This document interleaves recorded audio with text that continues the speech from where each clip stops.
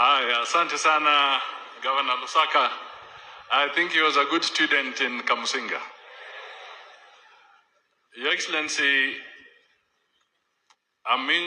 amongst us, we also have public servants who are also friends of the friends. We have Jane Imbunya. Please just stand and be acknowledged. We have Susan Mangeni. Thank you. We have, I think Beatrice Nyangala is, yes, she's here. Boniface Makoha, PS. Thank you. We have Mr. Joe Busiega, Chief of Staff in my office.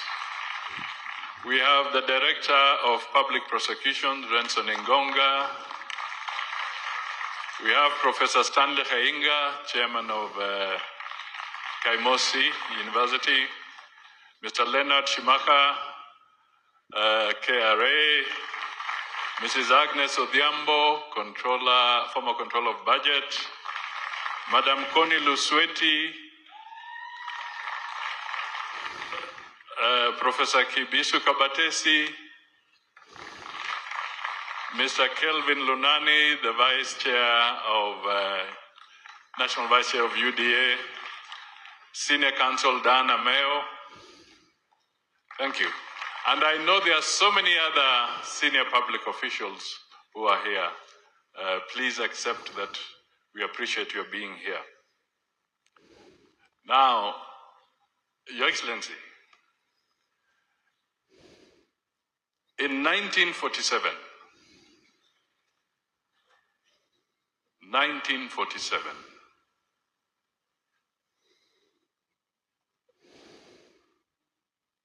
the Quakers of UK and the Quakers of America, two Quaker institutions, were awarded jointly the Nobel Peace Prize. In 1947, you Quakers got the Nobel Peace Prize. Why did you get it? You got it because you distinguished yourselves to come out and help victims of conflict, of war, people who had suffered, who had been displaced, who had lost their lives, loved ones. You Quakers stood out and helped the victims of conflict in 1947.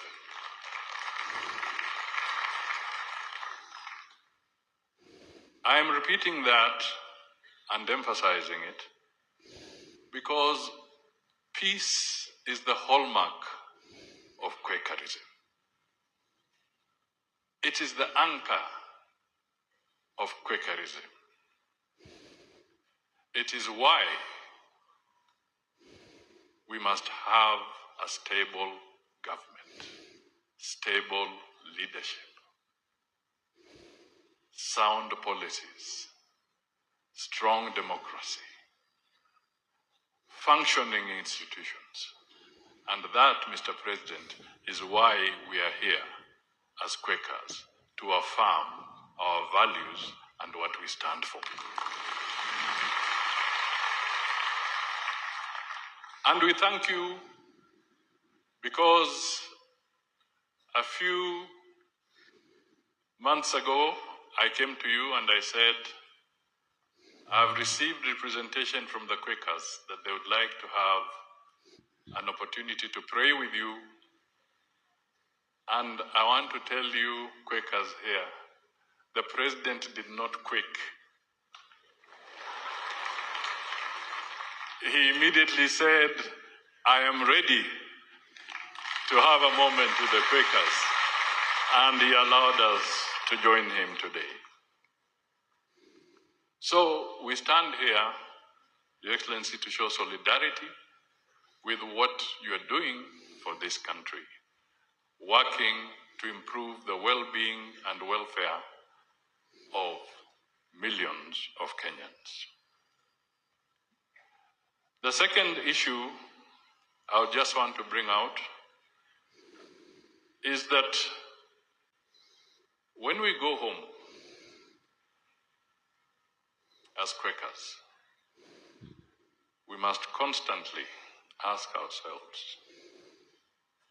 what is the economic value of peace? Or alternatively, what is the economic value of war and conflict? It is the same question, both sides of the same coin. The economic value of peace or the economic value of war.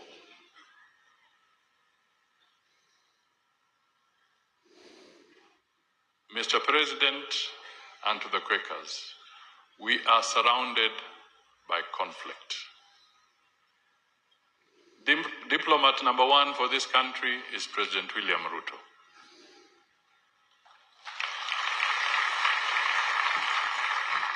He is involved in a lot of mediation, a lot of conflict resolution. Because without naming the countries, but you are all knowledgeable people, knowledgeable men and women of the Quaker fraternity. You know the conflicts around us. The biggest problem we are facing is Sudan. Almost 25 million people have been displaced. Millions are dead. Children are not going to school. They are not feeding. They have no clean water. The capital has been reduced to rubble.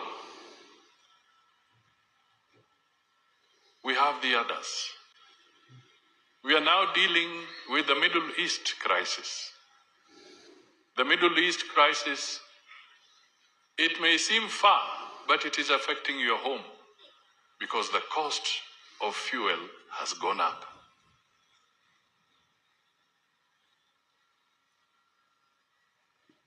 The gentleman seated there, who is our president, has got to figure out, in the middle of these rising costs, in the middle of these challenges, how can I also have policies and interventions that can mitigate the impact of that war? Fertilizer is being brought at a managed level. Fuel has to be kept at a managed level. But the war is not over. They are still fighting. The Strait of Hormuz, the Strait of Mandeb, all are being zinanyongwa. So the impact is going to be there. It calls for leadership, it calls for stability, it calls for planning. That is where President Ruto gives us direction.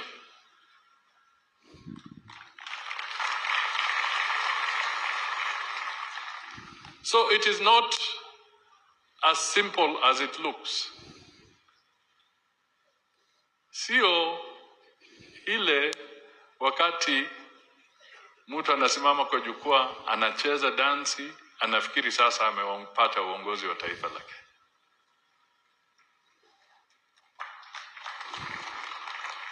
It is deeper. And you Quakers know it. You know it. And it is our responsibility to speak the truth and our responsibility to guide and to help our children.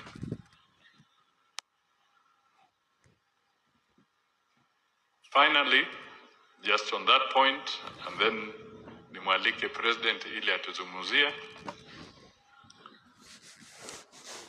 It is dangerous to give leadership and responsibility to an individual, be it a man or a woman, who is driven by vengefulness, vindictiveness, bitterness. Mtu kama huyo, do not give leadership. Shall I repeat? Shall I repeat? Shall I quake? Somebody who is bitter, who is driven by vengefulness, who is driven by vindictiveness, cannot be trusted with leadership.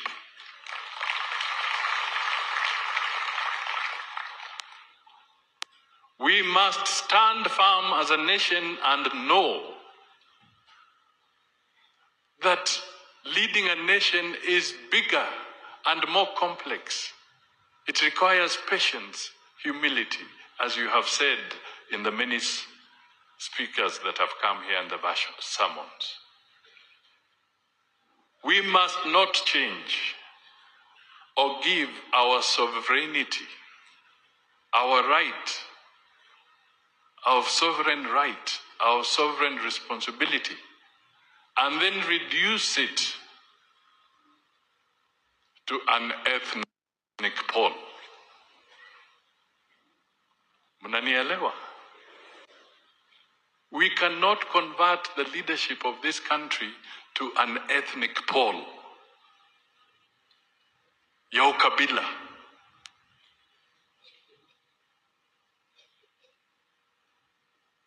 It cannot be. The leadership of this nation is not about ethnic polling. It's not about tribalism. It is about safeguarding the lives of all the 55, 56 million people in Kenya. And that is the responsibility that we bestowed on President William Ruto through the ballot. And there shall be peaceful elections in Kenya. Don't be cheated. Kenya has maintained democratic principles, and President Ruto will uphold those rights for all Kenyans. And he's your friend. Yeye ni friends.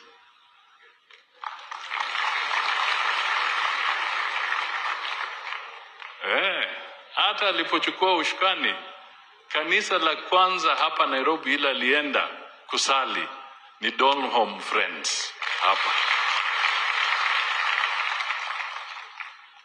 Alienda kwa kanisa la marafiki. Kwa hivyo yeye ni rafiki wa marafiki. Yeye ni wenu.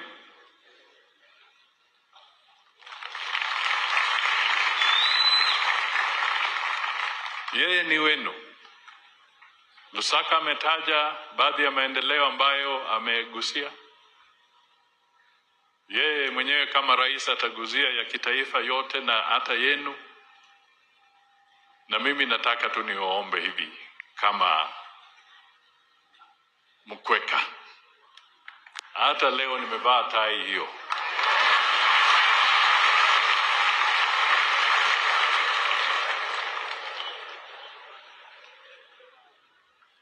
Tusimame na yeye ama tusisimame na yeye? Tusimame na yeye ama tusisimame na yeye? Tunasema tusimame na yeye. Tusimame na yeye. Tusimame na yeye. Tusimame na yeye. Na tusimame na yeye. Mnajua kweka akisema yes ni yes. Akisema no ni no. Mr. President, I am a Quaker man. And you know,